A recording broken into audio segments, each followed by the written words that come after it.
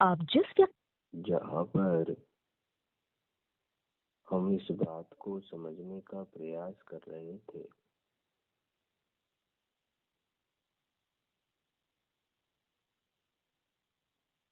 कि हमें अपने जीवन को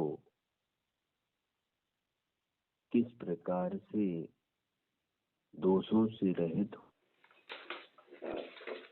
निर्दोषता की तरफ लाना है,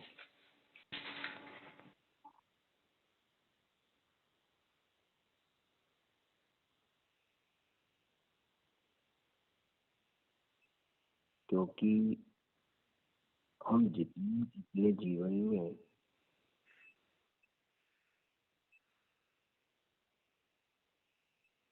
की तरफ प्रयास करेंगे उतना हमारा जीवन सुखमय बनता चला जाएगा।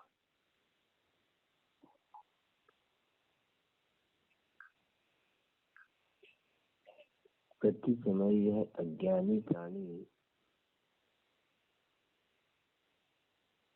अपने जीवन को जो सुखमय बनाने का प्रयास करता है,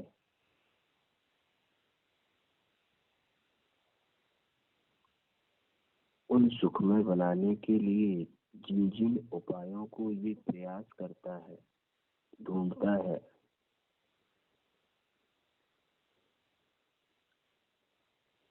वो उपाय से सुख रूप अवस्था की तरफ लेके तो नहीं जाती, बल्कि दुख रूप अवस्था की तरफ ही ले जाते हैं। क्योंकि दुख रूप अवस्था की तरफ मिलने वाले कारणों में है और वो सुख नजर क्यों आता है? क्योंकि अनादि काल के संस्कार जो बैठे हुए हैं, हम ना चाहते हुए भी वही विचार करते हैं जो जगत के समस्त अज्ञानी जीव। आचार्य कह रहे हैं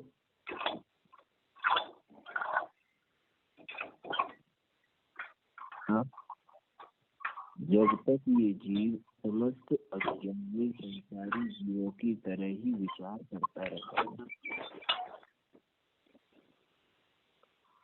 हम ना सुनते जरूर हैं, ग्रंथ को पढ़ते भी हैं, लेकिन फिर वही जैसे ही संसार के कार्य शुरू होते हैं तो उन संसार के कार्यों में सोच वही संसार के कार्यों के हिसाब से ही चलती है। फिर जीवन में सुख में कैसे आएगा? भाई, अगर आपको अपना जीवन सुखमय बनाना है और ज्ञानी जीवों के पदचिन्हों को पकड़ना पड़ेगा ना। जिस मार्ग पर चलकर ज्ञानी जीवों ने उत्तम अवस्था की प्राप्ति करी है, या जिस मार्ग की खोज करके उन्होंने अपने जीवन को हितकारी बनाया है, हमें उस मार्ग पर चलना पड़ेगा ना। वो विचार हमारे जीवन में चलने चाहिए ना। हम यदि अपने जीवन की प्लानिंग अज्ञानी जीवों की सोच की तरह करेंगे तो हमारे जीवन में मात्र अज्ञानता ही आएगी ना। क्योंकि हमने सोच ही वही बना रखी है, हमारे जीवन में विचार ही वही बना रखे हैं। जब तक इस जीव के जीवन में अज्ञानता की प्लानिंग के साथ जीवन जीने का विचार चल रहा हो तो उसके जीवन में ज्ञानी जीवों के जीवन का सुखमय रस कैसे आएगा? और हम हम फल किसका चाहते हैं? ज्ञानी जीवों। हम चाहते हैं कि हमारे जीवन में फल कैसे आए, जैसे ज्ञानी जीवों के जीवन में। ज्ञानी जीवों के जीवन में जैसे फल चाहिए तुम्हें, संतोषपना, धैर्यपना, गंभीरपना, प्रमोदपना, सहनशीलपना, ये गुण जब तुम्हें चाहिए है, तुम्हें जैसे विचार करने पड़ेंगे ना। हम विचार तो कर रहे हैं अज्ञानी प्राणी जैसे, चिंतन तो सोच तो चल रही है अज्ञानी प्राणियों जैसे, और फल चाहिए कैसा? ज्ञानी जीवों जैसा। तो ये संभव कैसे होगा? विचार करने वाली बात है कि हम अपने जीवन में चाहते क्या है? सुख में, आनंद रस, शांति, संतोष, समता। विचार कर रहे हैं अज्ञानी जीवों जैसे विचार। कभी इस पर द्रव्य को पलटाना है, कभी इस पर नहीं पलटने में विचार करना है, कभी इस प्रकार की मान सम्मान अपमान आदि में उलझ के रहना है, कभी इसको ठग के अपने प्रयोजन की सिद्धि करना है, कभी इस प्रकार के लोभ आदि करके अपने जीवन में असंतुष्टियां लाना है। अब जब अज्ञानी जैसे जीवों के विचार जीवन में चल रहे हैं, तो विचार करके देखो कि हमारे जीवन में सुखमय अवस्था कैसे व्यतीत होगी।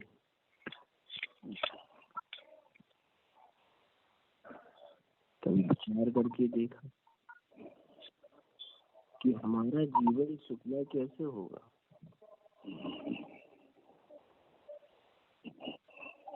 व्यक्ति जीवन में सिखाने का प्रयास कर रहा है, लेकिन सीखने का नहीं कर रहा है। इस जीव की सबसे बड़ी अज्ञानी दशा की कसौटी क्या रहती है? जब ये स्वयं सीखना बंद कर देता है। स्वयं सीखने बंद कर अपने अधिकार, अपने कर्तव्य और अपनी अज्ञानता से सिखाने का प्रयास जो कर देता है, वहीं से इस जीव के जीवन का सुख बाहर निकल आता है। क्योंकि सिखाने का कार्य तो परद्रव्य को सामने लेकर होता है ना, और सीखने का कार्य स्वद्रव्य को लेकर होता है। अगर इसे अपने स्वयं के विषय पर चिंतित होने का कार्य है, तो ये जीव अपने जीवन में सुख की प्राप्ति करने का प्रसंग कभी नहीं कर सकता। ये विचार करने वाली बात है कि हमारे जीवन में हमें कैसा जीवन जीना है, किस प्रकार का जीवन जीना है, इस पर कोई विचार शक्ति चलती नहीं। अक्सर अपन परेशान होते हैं कि भाई हम क्या कर रहे हैं। तो तुमने अपने जीवन को जीने के लिए कोई विचार तय भी नहीं करे, तुम्हें अपना जीवन कैसा जीना है, आया तो फिर सोच के देखो कि आगे सुखमय रूप अवस्था कैसे बनेगी। कभी अपने जीवन में भविष्य की प्लानिंग तो बहुत करते हैं, लेकिन ये भूल जाते हैं कि भविष्य की प्लानिंग तो उदय के अनुसार कार्य करेगी ना। हमें तो वर्तमान की प्लानिंग करनी है। हम भविष्य की प्लानिंग करके अपने जीवन में जो आकांक्षाएं जन्म ले लेते हैं, वही सबसे बड़ी दुख का कारण है। क्यों? क्योंकि भविष्य की आकांक्षाएं करके ये बड़ी सोच लेता है ऐसा करना है सर। और कार्य किसके अनुसार होता है? उदय के अनुसार। और जब कार्य उदय के अनुसार होता है तो जीवन में संकलितताएं बढ़ती चलेगी। ये ध्यान में रखना। हमारे जीवन में सबसे ज्यादा संकलितताएं कब होती है? जब किसी कार्य को हमने भविष्य की आकांक्षाओं से सुसज्जित कर लिया हो। सबसे ज्यादा दुर्ध्यान और संकलितताएं इस जीव की भविष्य की योजनाओं की वजह से होता है। वर्तमान की योजना को लेकर नहीं होता। भविष्य की योजनाओं को लेकर इस जीव के जीवन में संकलितताएं और दुर्ध्यान जन्म ले जाते हैं। ये सोचना और विचार करना की बात है कि किसी जीव के जीवन में यदि इस प्रकार की स्थितियां बनी हुई हैं, कारण बने हुए हैं, तो ये विचार करने वाली बात है कि हमें अपने जीवन को किस प्रकार सम्यक लाना है, विचार करना है। भाई धर्म मार्ग पर तो वही जीव आगे बढ़ सकता है जिसके अंतरंग में दोषों से निर्दोष होने की इच्छा जागृत हो रही हो। अब जिसके अंतरंग में अपने दोषों को बनाए रखने का परिणाम चल रहा है, वो कभी धर्म मार्ग में आगे बढ़ सकता है क्या? भाई जिस जीव को अपनी अज्ञानता संबंधी दोष को दूर कर ज्ञान संबंधी या सम्यक ज्ञान संबंधी गुण की प्राप्ति करनी हो, वही जीव तो जीवन में ज्ञान का अर्जन करने का प्रयास करेगा, ज्ञानी जीवों के साथ संगतियां करेगा। हम धर्म मार्ग पर आगे बढ़ते जाएं और दोषों को तो बनाए रखे रहे और निर्दोषता की प्राप्ति न हो, तो धर्म मार्ग कैसे बढ़ेगा? विचार करके देखना, किसी अपने जीवन में मोक्ष मार्ग पर आगे बढ़ने के लिए सबसे पहले तुम्हें अपने दोषों से भय आना चाहिए। तुम्हें दोषों को छोड़ने का प्रयास करना चाहिए। यदि हमारे अंतरंग में उन दोषों के प्रति किसी प्रकार की भयभीपना नहीं आ रहा है, तो निर्दिष्टता कैसे प्राप्त करो? ये जीवों की ज्ञानी जीवों की संगतियां क्यों ली जाती है? भाई उनसे संबंध, उनसे आश्रय या उनका संयोग जीवन में क्यों आता है? उन संयोगों को सार्थक करने का परिणाम क्या है? जो अपने दोषों से निर्दोषता की तरफ बढ़ने का प्रयास कर रहा हो, या अपने दोषों को जिसने बनाए रखा हो, फिर वो कितनी संगति करता रहे, उसके जीवन में मोक्ष मार्ग आएगा क्या? मार्ग आगे बढ़ेगा? भाई संतुष्ट प्राणी की संगति इसलिए करी जाती है कि असंतुष्ट प्राणी अपने दोष को दूर कर सके। नहीं, हम संतुष्ट प्राणी की संगति तो करें और स्वयं असंतुष्ट संबंधी दोष लोग को बनाए रखे रहे, तो उस संतुष्ट प्राणी की संगति कभी सार्थक कर पाओगे क्या? विचार करने वाली बात तो यही है। हमारे जीवन में भी यही चीज बात आनी चाहिए। जब तक इस बात को गहराई से न पकड़ा जाए कि हमारे जीवन में वास्तविकता से निर्दोषता की प्राप्ति का लक्ष्य ही नहीं बना, वो हमने अपने जीवन में साध्य रूप विचार ही नहीं करा हो, तो फिर विचार करके देखो कि साथ चलने वाला जीव कभी साध्यता की प्राप्ति कर पाएगा क्या? साथ में भले चल रहा है, लेकिन जिसके जीवन में लक्ष्य ही अलग हो तो क्या वो लक्ष्य तक पहुंचेगा? भाई विचार करने की बात ये है कि साथ चल रहे हैं, लेकिन दोनों के विचार और अभिप्राय अलग अलग हो तो क्या वो लक्ष्य प्राप्त कर पाएंगे क्या? नहीं हो पाएगा।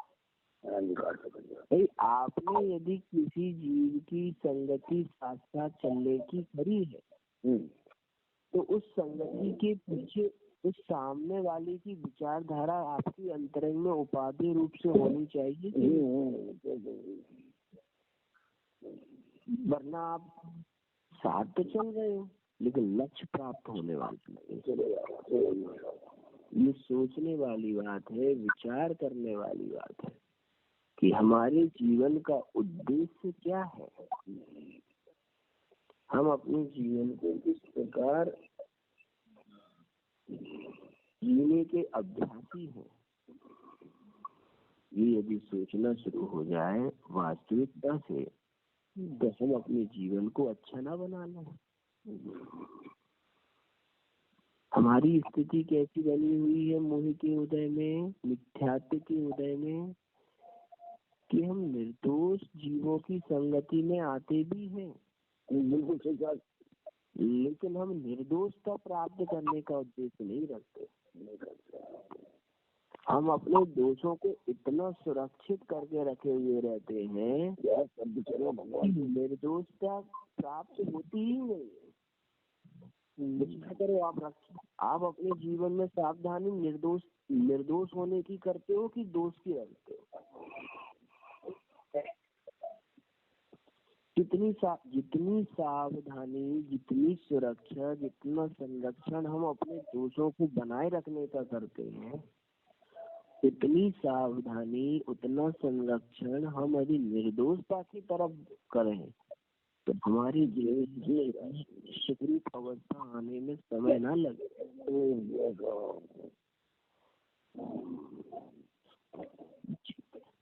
जितनी सावधानी हमें अपने अंतरंग में क्रोध रूपी परद्रव्यों को पलटाने में लगाते हैं, यदि क्षमा गुण की आराधना कर कर स्वयं को पलटने में लगाई जाए तो निर्दोष। विचार करके देखो, हम अपना सबसे अधिक समय दोषों को सुरक्षित करने में ही रखे रहते हैं,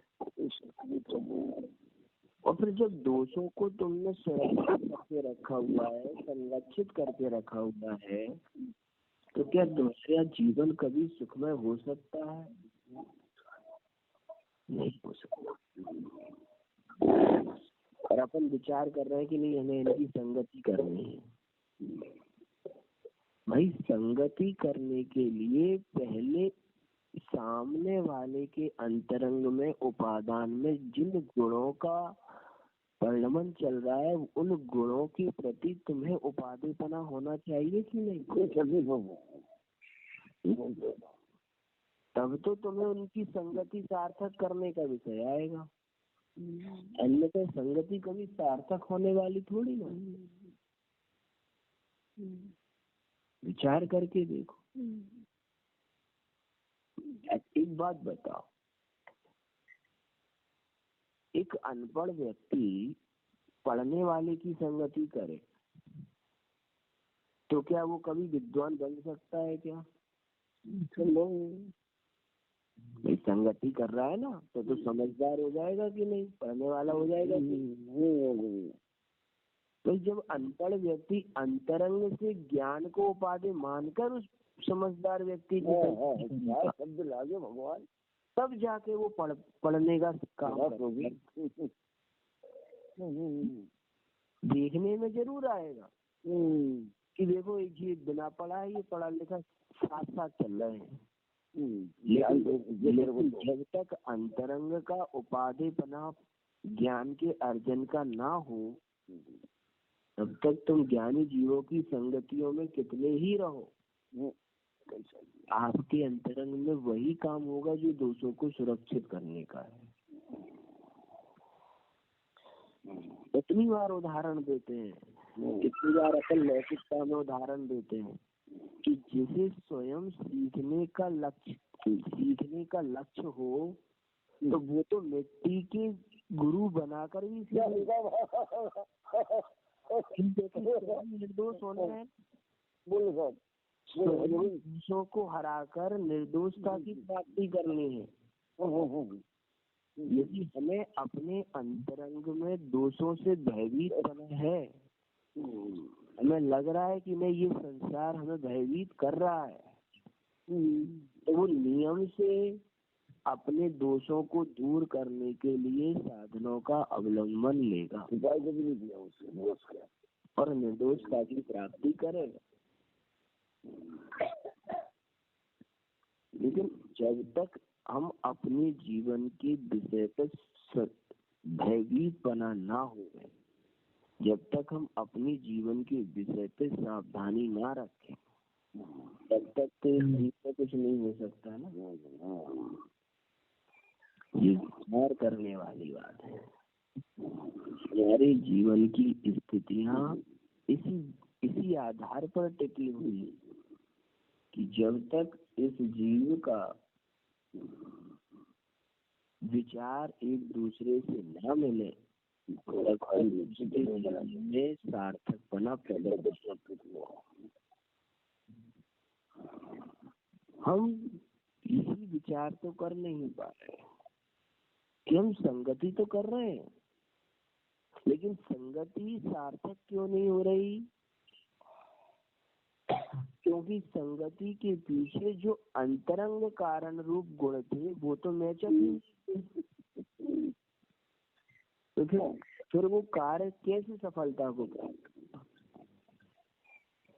ये सोचने वाली बात है कि हमारे जीवन की स्थितियां कितनी विपरीत चल रही है, हमारी विचारधारा कितनी विपरीत चल रही है। हम कभी ये विचार नहीं करते।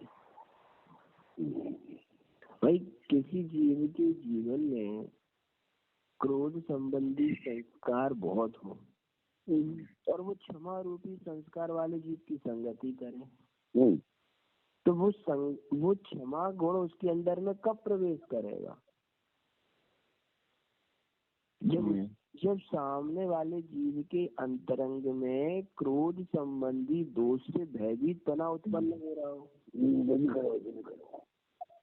क्रोध संबंधी दोष से मैं भयभीत हूँ, मुझे इसकी अपकारी परिणति में भोग कर आया हूँ, इसलिए मैं क्षमा रूपी गुण का अवलंबन लूंगा।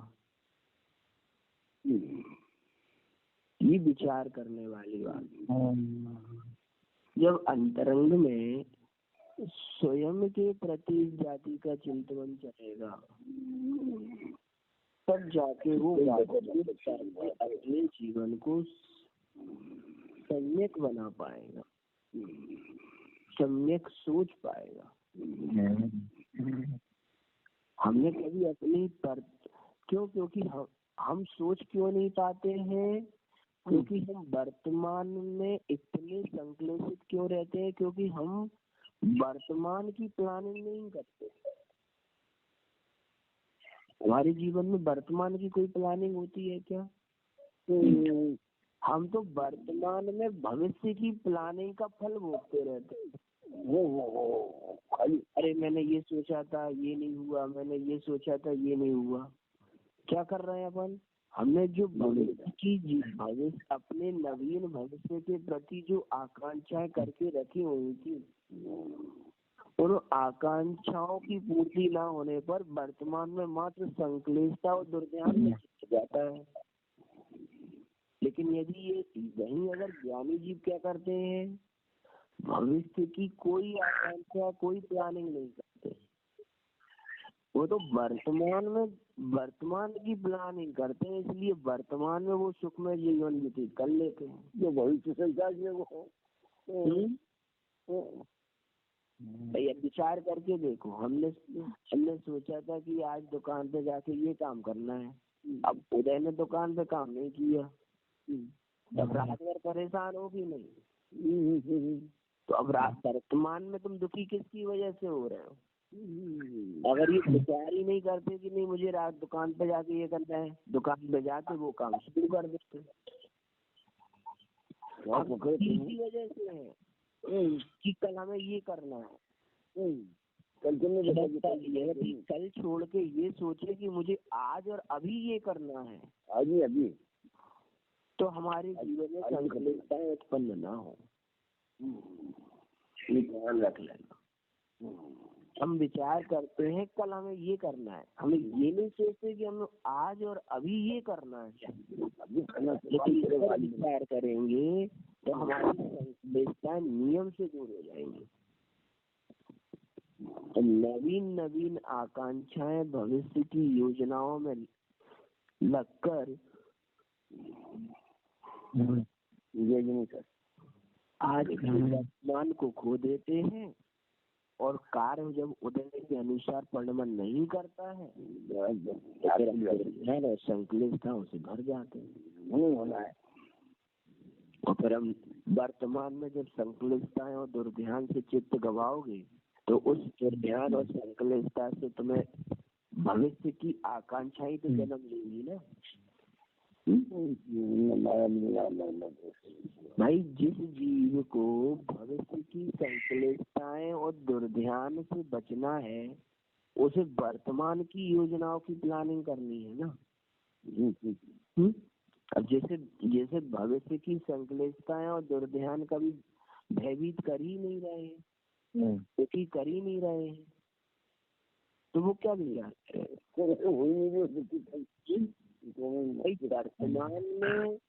वर्तमान की स्थिति से तभी सही चलेगी जब तुम अपने जीवन में भविष्य की संकल्पताएं और दुर्ध्यान को से भयभीत होकर वर्तमान को सावधान करने का प्रयास करोगे। तो सब कुछ वर्तमान में अब जिसके लिए भविष्य में नई आकांक्षाएं डालनी है, तो जैसे ही वो वर्तमान शुरू होगा तो वो तो संकल्पता में ही जाएगा ना, दुर्ध्यान में ही जाएगा ना। जैसे ही तुमने कल की प्लानिंग करी है, और कल जब होगा वो कौन सा होगा? आज होगा। दुर्ध्यान आएंगे कि नहीं आएंगे?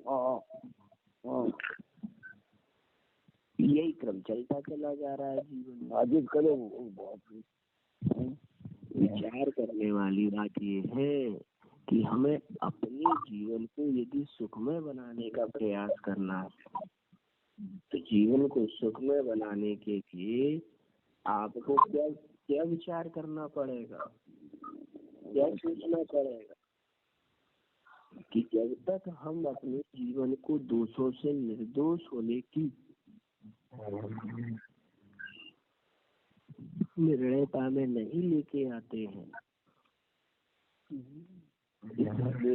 अज्ञानता तो इतनी प्रबल है कि ये निर्दोषता पाने वाले जीवों के साथ भी अपने दोषों की पूर्ति ही करना चाहता है। विचार करके देखो, देव शास्त्र गुरु गुणीजन ज्ञानी जी कैसे हैं? निर्दोषता के मार्ग पर चलने वाले हैं कि नहीं है? उनकी संगति कर कर भी ये जीव अपने दोषों की ही सुरक्षा कर रहा है। करता कि नहीं करता? विचार करता। अब बताओ, जिन निर्दोष महान गुरुजनों देवशास्त्र गुरु की संगति पाकर भी तुम अपने दोष के प्रति हेपना नहीं ला रहे हो, अपने दोषों के प्रति तुम्हारे अंतरंग में भयभीतपना उत्पन्न नहीं हो रहा है, तो फिर तुम अपने जीवन में निर्दोषता कैसे अंगीकार कर पाओ? उपकारी परिणतियां कैसे निर्मित होंगी? कभी होने वाली हैं क्या? तो कहेंगे कभी नहीं। कहने का तात्पर्य क्या है? जीवन में उपकारी परिणतियों का जन्म नहीं हो रहा है, उनको ये विचार करना चाहिए कि मेरे जीवन में दोषों की संख्या बढ़ती चली जा रही है।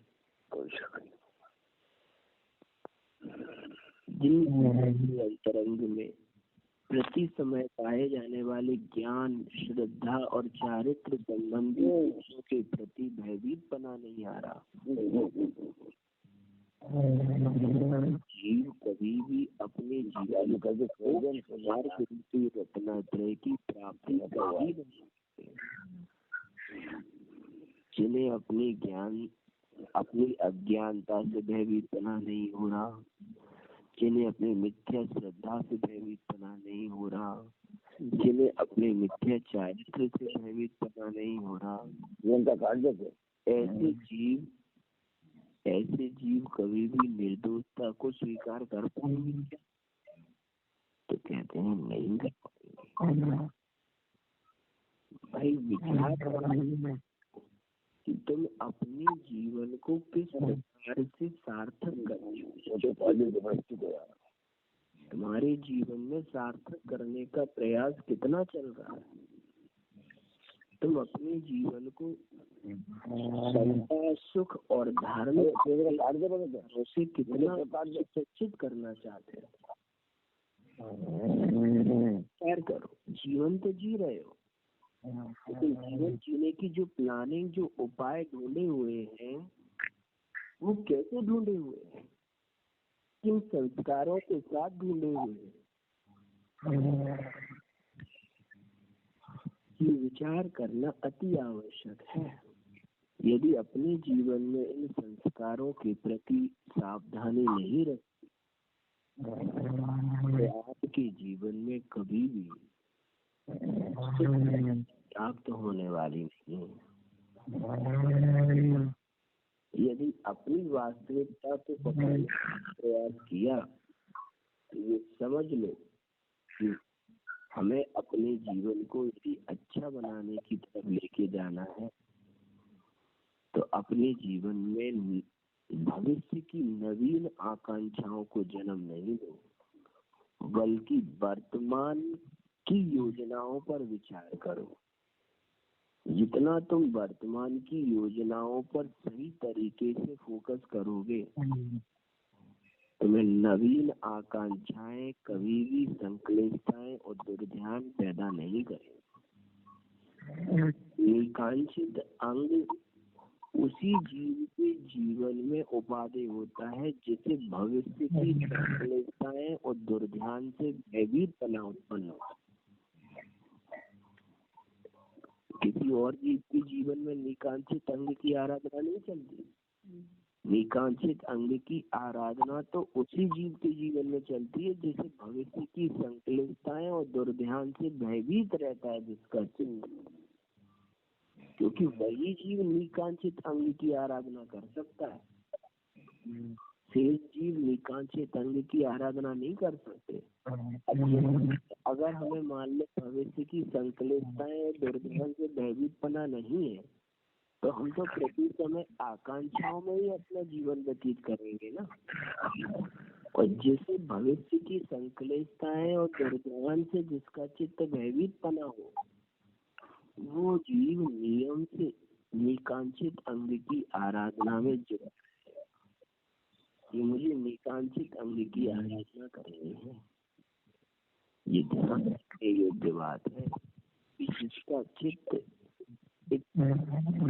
थोड़ी सी भी संक्लिष्टताएं और दुर्ध्यान से दूर भागना चाहता है, भयभीत होना चाहता है, तो वो जीव अपने वर्तमान में उस जाति के कारणों को पकड़ेगा नहीं। सोचना समझना अति आवश्यक है कि मैं अपने जीवन में दुर्ध्यान और संक्लिष्टताओं से हम अपना बचाव कितना कर रहे हैं, उनके आगमन के द्वारों का अवलंबन कितना कम ले रहे हैं, इसका विचार अति आवश्यक है। इसी पर से चर्चा पश्चात करेंगे। के बाद गुरु जी